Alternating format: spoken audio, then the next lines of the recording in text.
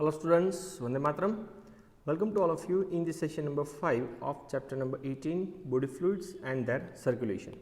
Up to the last session हमने discuss किया था ब्लड के कोएगुलेशन या तो ब्लड के क्लोटिंग का मैकेनिज्म क्या है, कौन कौन सा फैक्टर्स उसके लिए रिस्पॉन्सिबल है. Next one is the lymph. तो बॉडी के अंदर दो टाइप के फ्लूइड थे, एक था ब्लड, उसके कंपोनेंट फंक्शंस हमने डिटेल में डिस्कस किए. दूसरा फ्लूइड है लिम्फ, जिसे आप लोग टिश्यू फ्लूइड भी बोल सकते हो या तो उसे कभी कभार इंटरस्टिशियल फ्लूइड के नाम से भी जाना जाता है. सो अब सबसे पहले तो major difference between the tissue fluid and blood is based on their location. तो ब्लड और टिश्यू फ्लूइड या तो लिम्फ के बीच का जो मेजर डिफरेंस है वो किसके बेसिस पे दिया जाता है? On the basis of its location. So first of all those fluid are present around the cells is considered as a tissue fluid. तो सेल के आजू बाजू में जो भी फ्लूइड होती है वो फ्लूइड का नाम हम लोग क्या दे सकते हैं? Tissue fluid. अब ये आपको दिख रहे different types of cells. Cells के आजू बाजू में जो भी फ्लूइड है is considered as a tissue fluid. So tissue surrounded by tissue fluid. तो सेल्स के आजू बाजू में जो फ्लूइड है उसका नाम है tissue fluid. Number 2, fluid that flows through the lymphatic vessels. तो लिम्फेटिक वेसल्स के अंदर जो फ्लूइड मूव करती रहती है वो होता है लिम्फ. तो आप अगर लिम्फ वेसल देखो तो ये है lymph vessel which containing the lymph. तो ये आपको दिख रही है lymph. And third fluid which are present in the blood vessel is considered as a blood. तो ब्लड वेसल के अंदर जो ट्यूब होगी उसे क्या लिक्विड होगा उसे क्या बोल सकते हैं? Blood. So blood capillaries containing blood. So ये ब्लड, टिश्यू फ्लूइड और लिम्फ के बीच का कंपैरिजन हमने किया on the basis of its location. Now ये टिश्यू फ्लूइड कैसे बनती है? So now we know that as the blood passes through the capillaries in tissues, some water along with the many small water soluble substances move out into the space between the cells of tissue. अब मैं चलो एक example ले रहा हूँ kidney का. अब ये किडनी के पास आर्टरी ऑक्सीजनेटेड ब्लड लेकर के आती है, पर आर्टरी का डायमीटर तो बहुत ही ज़्यादा है. अब किडनी तो मिलियन नंबर ऑफ सेल्स के थ्रू बनी है और हमारा तो क्या रिस्पॉन्सिबिलिटी है कि आर्टरी के अंदर जो भी ऑक्सीजन है, जो भी न्यूट्रिएंट है वो हर एक सेल्स को ट्रांसपोर्ट करना. अब सेल्स तो इतने छोटे छोटे होते हैं तो हर एक सेल्स को आर्टरी कभी भी ये चीज़ ट्रांसफ़र नहीं कर सकती. तो क्या करेंगे? तो आर्टरी जैसे ही ऑर्गन के पास आती है छोटी छोटी ट्यूब में डिवाइड हो जाती है और वो ट्यूब को नाम हम लोग दे सकते हैं कैपिलरीज. तो ऐसी छोटी छोटी ट्यूब्स होती है, बहुत सारी छोटी छोटी ट्यूब्स होगी. अब आर्टरी से ऑब्वियसली उसका डायमीटर कम है और आर्टरी का एक छोटा सा कैरेक्टर है कि उसकी वॉल के अंदर छोटे छोटे पोर्स होते हैं. तो आप सोचो डायमीटर कम होगा और फ्लो वही का वही है तो प्रेशर बढ़ेगा. तो ये बढ़े हुए प्रेशर की वजह से ये पोर्स से थोड़ा सा मटेरियल बाहर निकलता है. तो ये मटेरियल के अंदर ज़्यादातर क्या होता है? तो मैंने आपको पहले ही बताया वाटर होगा and water soluble smaller substances होंगे जो सेल के बीच में स्पेस होती है वहाँ पे बाहर निकल जाते हैं. तो बाहर निकलेंगे तो वाटर या तो स्मॉल वाटर सोल्यूबल सब्सटेंसेस है, प्रोटीन उसके अंदर नहीं होगा क्योंकि हमें पता है प्रोटीन तो एक मैक्रो मॉलिक्यूल है, उसका मॉलिक्यूलर वेट तो ज़्यादा है, इसलिए वो ये पोर से बाहर नहीं निकल सकता. सो एक तो प्रोटीन नहीं निकल सकता in most of the formed element in the blood vessels. तो एलिमेंट मतलब आप बोल सकते हो ब्लड के सेल्स. तो ब्लड के जो भी सेल्स है या तो प्रोटीन है, उसको छोड़ के वाटर या तो वाटर सोल्यूबल सब्सटेंसेस सेल्स के आजू बाजू में जो टिश्यूज होती है उसमें बाहर निकल जाता है. So this fluid released out is called as a interstitial fluid या तो हम लोग बोल सकते हैं टिश्यू फ्लूइड. तो इंटरस्टिशियल का मतलब बोल सकते हैं बिटवीन सेल्स. सेल्स के बीच में जो जगह है वहां पे जो फ्लूइड कैपिलरी से रिलीज होकर के बाहर आया है उसे टिश्यू फ्लूइड बोल सकते हैं और we can say that interstitial fluid. तो ये इंटरस्टिशियल फ्लूइड का कंपोजिशन कैसा होगा? So it has a same mineral distribution as that in plasma. Plasma में जैसा मिनरल का डिस्ट्रीब्यूशन था सेम टू सेम वैसा ही डिस्ट्रीब्यूशन आपको यहाँ पे दिखेगा टिश्यू फ्लूइड के अंदर, but except a protein. Protein का अमाउंट बहुत ही कम, लगभग ना के बराबर, और मेनली फाइब्रिनोजन नाम का जो प्रोटीन है वो एकदम कम होता है। So less fibrinogen than that of blood plasma. अब फाइब्रिनोजन मतलब आपको पता है ब्लड को क्लॉट करने के लिए यूज होने वाला एक प्रोटीन है। सो इसके अंदर एक तो प्रोटीन जैसे कि फाइब्रिनोजन जैसे प्रोटीन का अमाउंट एकदम कम होगा, क्योंकि वो मैक्रोमोलेक्यूल्स है, कैपिलरी के पोर से फोर्स के थ्रू वो बाहर नहीं आ सकते। सो ये टिश्यू फ्लूइड्स जो है it acquires waste from the tissue metabolism. अब टिश्यू जब मेटाबॉलिज्म प्रोसेस क्रिएट करता है, परफॉर्म करता है, मेटाबॉलिज्म में भी स्पेशली हम लोग कौन सा कंसिडर करें? कैटाबॉलिज्म। तो कैटाबॉलिज्म के एंड में CO2 या तो जो भी वेस्ट मटेरियल रिलीज होता है वो वेस्ट मटेरियल सब टिश्यू फ्लूइड के अंदर चला जाता है। सो न्यूट्रिएंट का एक्सचेंज करना हो, गैसेस का एक्सचेंज करना हो, किसके किसके बीच में? Between the blood and cells. तो आपको मैंने प्रीवियस चैप्टर के अंदर भी बताया था कि दोनों के बीच में कौन सी फ्लूइड होती है? Interstitial fluid. कि भाई सेल से कोई भी मटेरियल सबसे पहले कहाँ पे आता है? तो सेल से कोई भी मटेरियल सबसे पहले आता है इंटरस्टिशियल फ्लूइड के पास, और इंटरस्टिशियल फ्लूइड से वो कहाँ जाएगा? ब्लड। रिटर्न में तो वो ब्लड पहले इंटरस्टिशियल टिश्यू को देगा, देन आफ्टर इंटरस्टिशियल टिश्यूज किसको देता है? सेल्स को। ओके, चलो अब बाहर तो मटेरियल निकल गया, पर ये तो मैंने खाली एक ही ऑर्गन की आपको बात की थी, एक किडनी की। ऐसे बॉडी के अंदर तो कितने सारे ऑर्गन्स हैं, अब हर एक ऑर्गन से इतना इतना मटेरियल बाहर निकलेगा तो फिर बहुत सारा मटेरियल लॉस हो जाएगा। सो ये मटेरियल को कलेक्ट करने के लिए we have a elaborate network of vessels is called as a lymphatic system. तो एक इलाबोरेट बहुत ही लार्जर नेटवर्क होगा वेसल्स का, जिसको बोला था lymphatic system, which collect this fluid and drains pour it back into the major veins. Drains pour लिख सकते हो या तो आप पुट लिख सकते हो। तो लिम्फेटिक सिस्टम का काम क्या है? जो भी टिश्यू फ्लूइड सेल के आजू बाजू में है उसको कलेक्ट करके फिर से वो किसको दे देता है? मेजर वेन्स को। जो वेन्स आगे जाकर के कहाँ पे चला जाएगा? हार्ट के अंदर।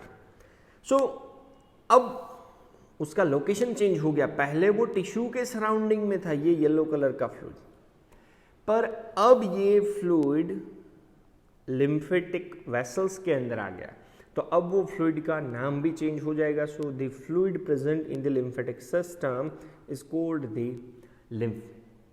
तो लिम्फ और टिश्यू फ्लूइड या तो इंटरस्टिशियल फ्लूइड कुछ अलग अलग नहीं है, एक ही है, बट उनके लोकेशन के हिसाब से उसको अलग अलग नाम दिए जाते हैं।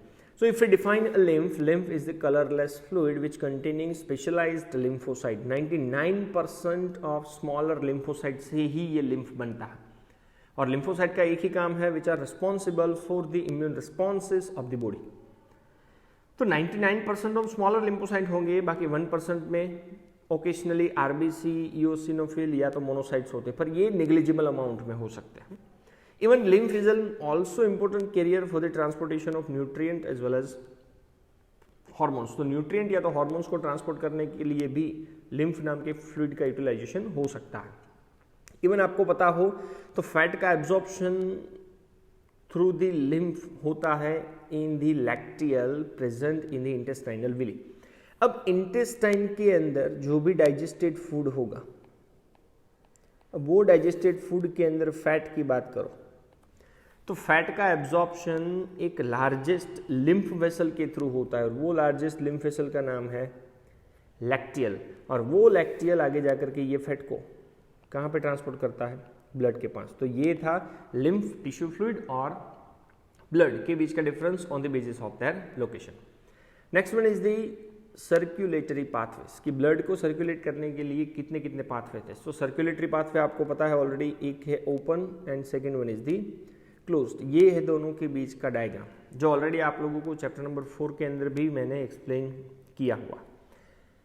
अब दोनों के बीच का डिफरेंस क्या है? सो ओपन सर्कुलेटरी सिस्टम ज़्यादातर आर्थ्रोपोडा और मोलस्का के अंदर है, जिसके अंदर ब्लड पंपिंग होता है हार्ट के through large vessels into open spaces, और body cavity is called as a sinuses या तो हिमोकोल बोल सकते हैं। तो ओपन सर्कुलेटरी सिस्टम का अगर आप डायग्राम देखो तो ये वेसल्स के थ्रू सीधा ब्लड कहाँ पे चला जाता है, बॉडी की कैविटी के पास। सो हार्ट यहाँ से ब्लड को पंपिंग करेगा और वो वेसल्स के थ्रू सीधा बॉडी की कैविटी में चला जाता है। ये है ओपन सर्कुलेटरी सिस्टम। डिफरेंस आपको पता है, अमाउंट ऑफ ब्लड ज़्यादा होगा, ब्लड प्रेशर लो और इरेगुलर होगा, और रेस्पिरेटरी पिगमेंट होता है हिमोसाइनिन। ओके, सेकंड है क्लोज सर्कुलेटरी सिस्टम। एग्जांपल्स है एनेलिडा एंड सभी के सभी chordates. So annelida and chordates have a closed circulatory system in which blood pumped by the heart. Obviously यहाँ पे blood का pumping तो heart के through ही होगा, but always circulated through a closed network of blood vessels, जिसमें artery, vein या तो capillary को हम लोग consider कर सकते हैं। तो ये डायग्राम देखो, तो यहाँ से हार्ट के थ्रू ब्लड पंप होगा, आर्टरी और कैपिलरी के थ्रू वो ऑर्गन के पास जाएगा, और वेन्स का काम है डीऑक्सीनेटेड ब्लड को कलेक्ट करना।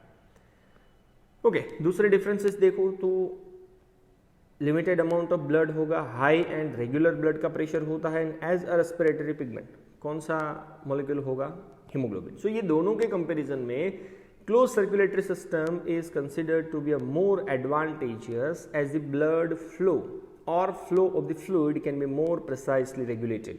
एक रेगुलर मैनर में, सीक्वेंस में ऑलवेज फ्लूइड का रेगुलेशन होता है, इसलिए दोनों को कंपेयर करो तो क्लोज सर्कुलेटरी सिस्टम ज़्यादा बेनिफिशियरी है।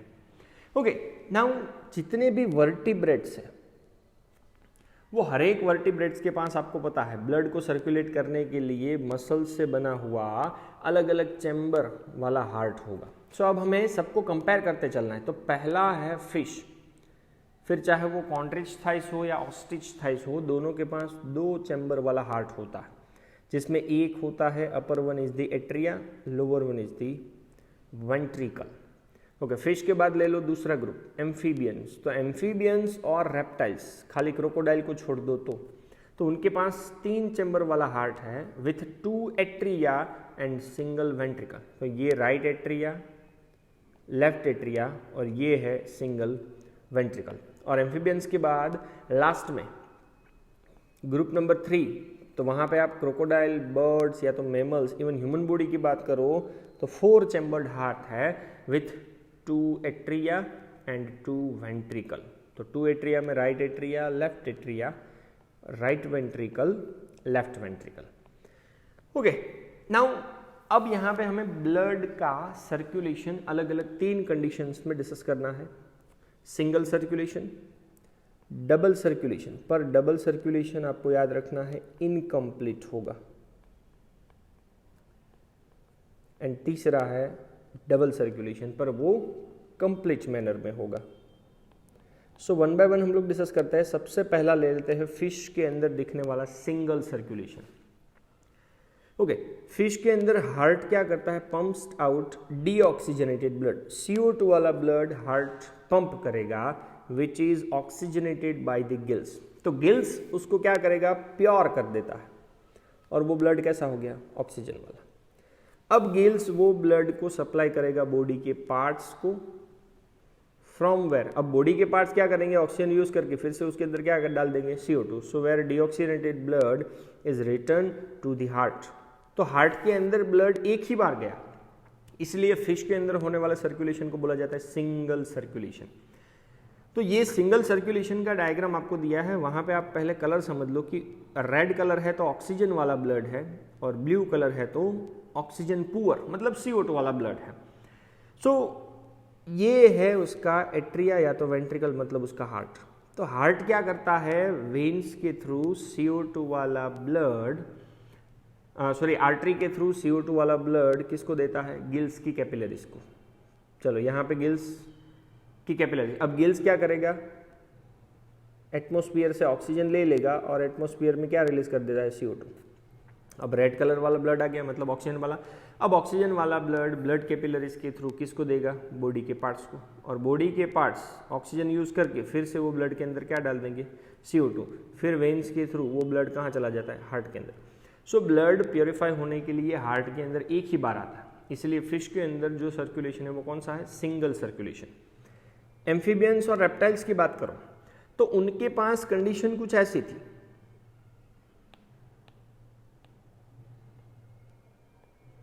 तो वो कंडीशन में राइट एट्रिया था, लेफ्ट एट्रिया था और एक ही वेंट्रिकल था। तो left atrium receive a oxygenated blood, इसमें ऑक्सीजन वाला ब्लड आता है गिल्स, लंग्स, स्किन या तो ब्यूकोफेरिंजियल रेस्पिरेशन के थ्रू। एंड राइट एट्रिया के पास कौन सा ब्लड आता है? CO2 वाला।